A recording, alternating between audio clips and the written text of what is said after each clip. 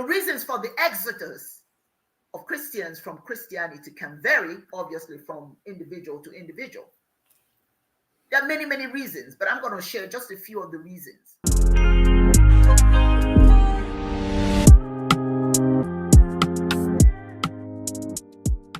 For many people, the changing cultural societal norms impacts how they feel about organized religion.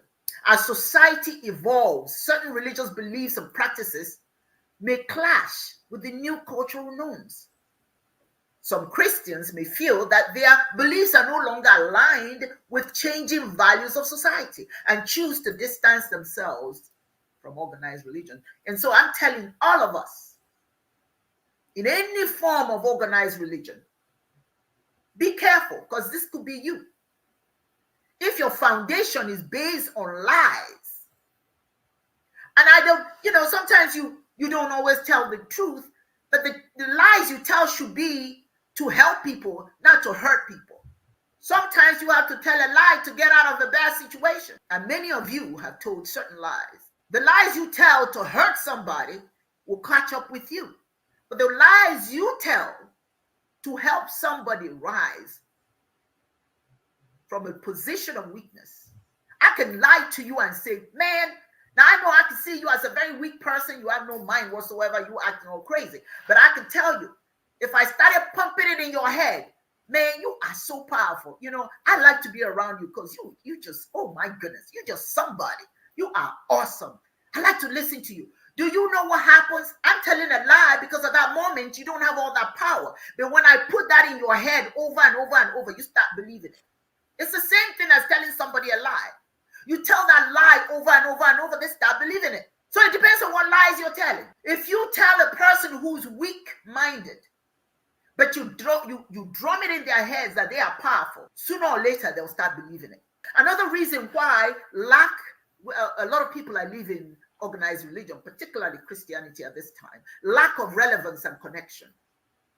There are some individuals who may feel disconnected from religious institutions and find it difficult to relate to the teachings and practices of organized religion.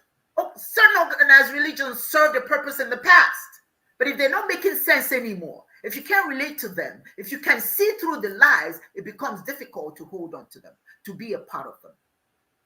So you find that many may find more personal and individualistic forms of spirituality that better resonate with their own experiences and beliefs. That's what a lot of us are experiencing. We're letting go because we want to connect with something that resonates better with us, based on our own experiences, based on our own beliefs. Some of the beliefs that we've been told are no good for us, that are bad. And we have believed. If you look at where we are today, if we didn't believe all of that stuff, when somebody tells you that, they can, we praise people, we tell them, on our African continent, we tell them, come and take our stuff. Because they tell you, you're going to get your own. Be patient. See, once you get to the by and by, once you get to heaven, all this good stuff will become yours. So don't worry, let's get our own here. But when people start to learn, when people start to research, when people start to see how those things don't correlate to what they are seeing, what they're experiencing, then they become disillusioned. And that's another thing, disillusionment. Now you find that religion, a lot of and Christians get upset. But you see, what is done in your name and you are allowed to be done in your name becomes part of you because of who you are. It becomes who you are. There are too many instances of scandal, corruption, and abuse within Christianity. And this has led to disillusionment among some Christians. Please understand, there are good Christians who are not buying into all of these. And quite frankly, that's why a lot of them are leaving, particularly the young people. They feel betrayed. They feel lost. They lose trust in the leadership and structures that they've been so familiar with growing up. And it prompts them to leave their faith communities ultimately. And then those of us who are going to school become intellectual become skeptics. We have intellectual doubts and skepticism. And that's what is happening to a lot of people. They're experiencing intellectual doubts and skepticism about certain aspects of their faith. They may question long-held beliefs, struggle with reconciling religious teachings with scientific discoveries, or have philosophical objections to certain doctrines. See, what happens is when you start to doubt, it leads to a loss of faith and ultimately an exodus. You all know what an exodus is. People leaving in droves, that's an exodus. Christianity must look at itself, stop making excuses, and ask itself, how do we correct what's going on? Preaching exclusive truth is not the way to go. The other reason why people tend to leave the church also, personal life experiences. Life events such as personal tragedies, their loss, or difficult circumstances can shake their faith and lead to a reevaluation of their religious belief. Some individuals may find it hard to reconcile their suffering with the concept of a loving and all-powerful God, causing them to distance themselves from Christianity. Because you ask, where is this God during these crazy times? What's going on in Gaza? Where's God?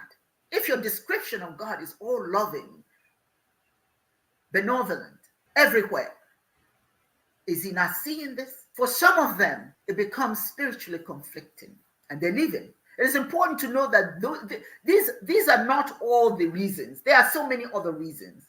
But you see, each person's journey away from Christianity is unique and deeply personal. The other reason why people are leaving is secularization of religion.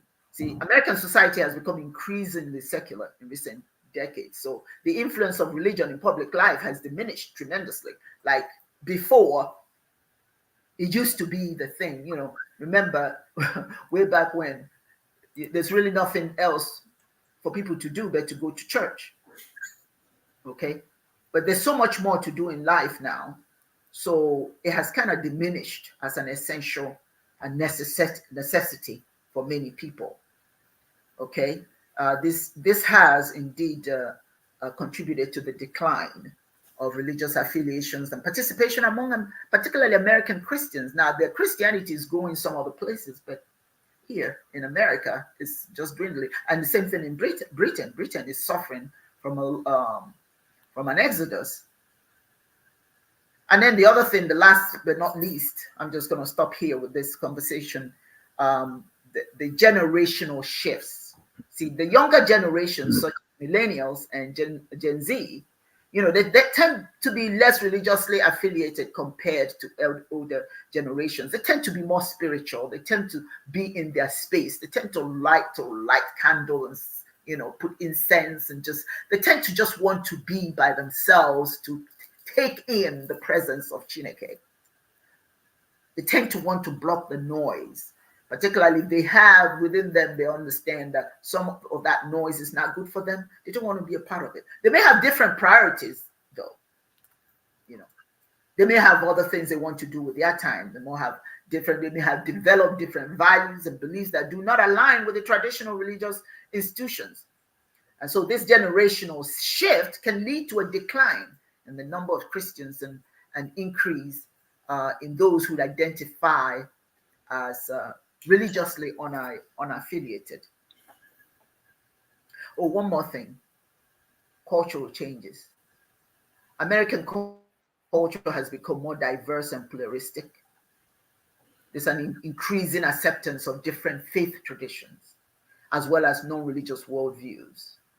So this cultural diversity can lead some Christians to question or reevaluate their own beliefs, and may result in a departure from traditional Christian practices.